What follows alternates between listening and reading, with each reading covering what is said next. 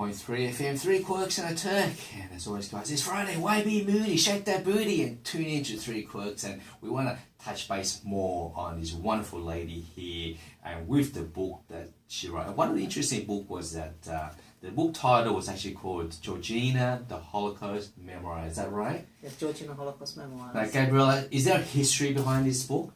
Is there a lot of history as to why you write this book? Yes, yeah? I wanted to figure my mother out. You want to figure out I was fascinated with how could you do stuff like that? How could you have police come into your house and you run them and they don't run you? Really? Yeah. Oh. How come you go into the worst jail in Hungary and get out in 10 days? You know, Wow. how do you do that? Yeah. How do you How have... can anybody do that? Yeah. How do you have an SS officer come into your bedroom and become a guard Oh, wow. instead of killing her or doing whatever or questioning her or anything? He became actually a guard Wow. to her. Wow. So how do you do that?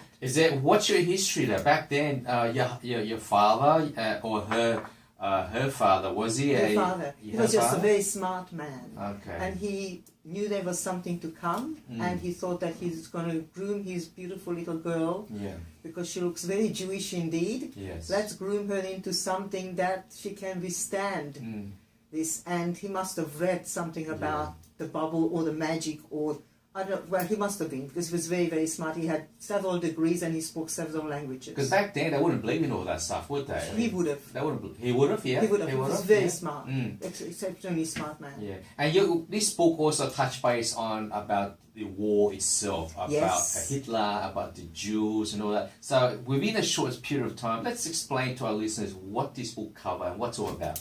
But it covers from the time that she was born, Yeah. which is 1917 or 9, something like that, all the way up until basically until just before she was 84. So it covers about 84 years, but it's a very small book. Yes. And it just brushes over some of the things mainly with her. It talks about communism in Hungary. It talks about Hitler in Hungary and the influences, the different leaders, how they handled it, what was going on in the time, and basically about her story. There's a bit about my father's story that was very interesting. My uncle, who was a fascinating guy, and a little bit about, I suppose, I come into it from the time I was born. Yeah, and you also touch base on the fact that this book is about Jewish people are portrayed as hopeless people. Well, But not they're hopeless. not, But they, I can never understood for many times, how could you kill 6 million people? How could you kill 6 million people? Yeah. Why did they march to the gas chamber like lamb? It's just such a horrific thing. That don't think they're hopeless, but...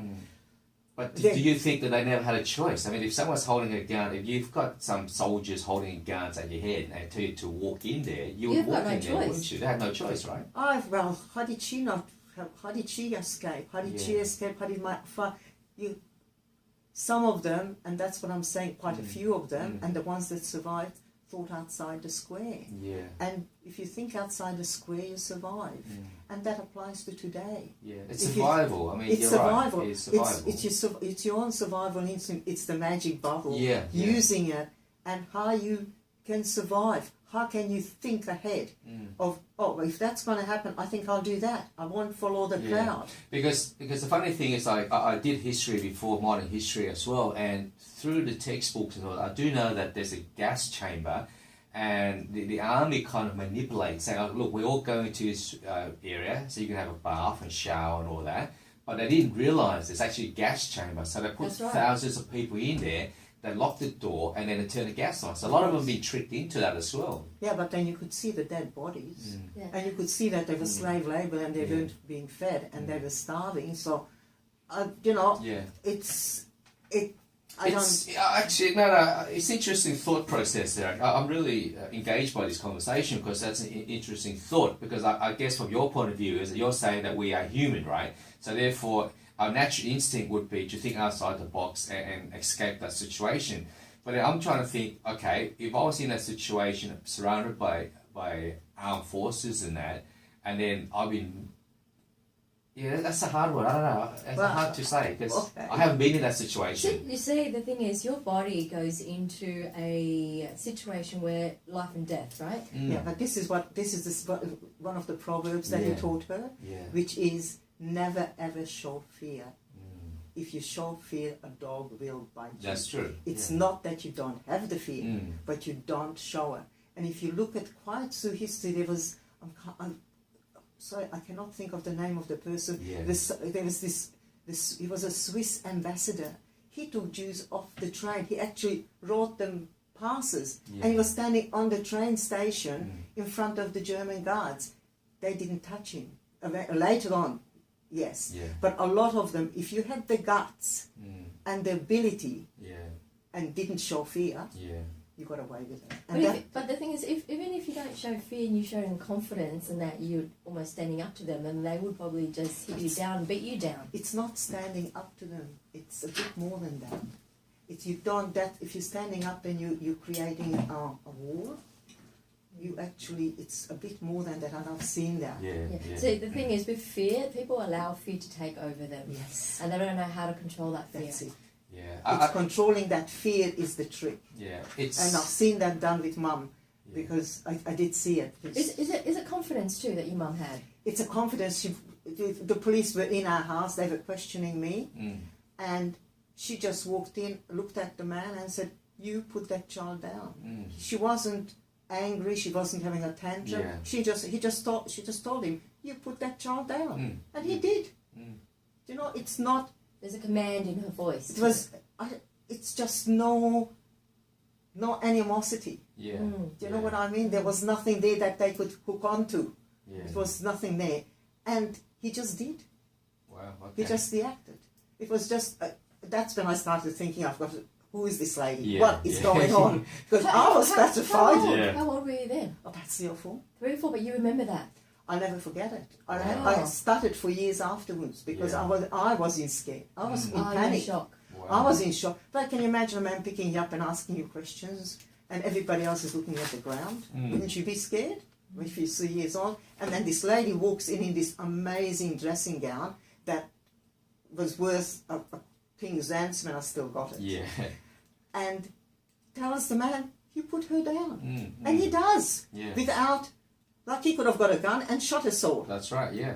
There was no. But why didn't he? Yeah, that's interesting. And what was the feedback from this book? Because I know that there's a large Jewish community in Sydney, and also there's a lot of Hungarian community. So what was the feedback from these two community groups? In Well, relation some of to them, this the book? older people, are not very happy with it. The people Yeah. that like being a victim, Yeah. and I'll be very honest about Yeah. this, people that want to be a victim and want to say, "Look at me, look, feel sorry for me," they don't like it. Yeah. But people that think, "Oh, there's something in this," they love it. And obviously they love it because it's a bestseller for the last 5 Yeah, years. yeah. And I'm selling 3 or 4 books a day. Mm-hmm.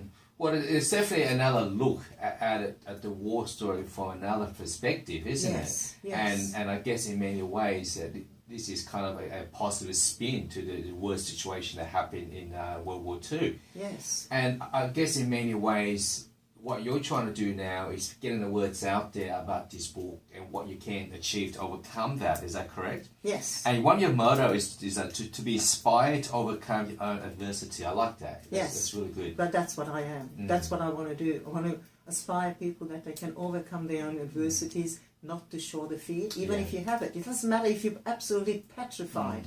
You don't have to show it. Yeah. That's another way to look at it. Is it right, Phil? It is definitely one way to look at it, Yeah. but we all have to have a understanding what adversity means. Yeah. Yes. And it's about when you hit the ground, the universe knocks you down, how do you get back up?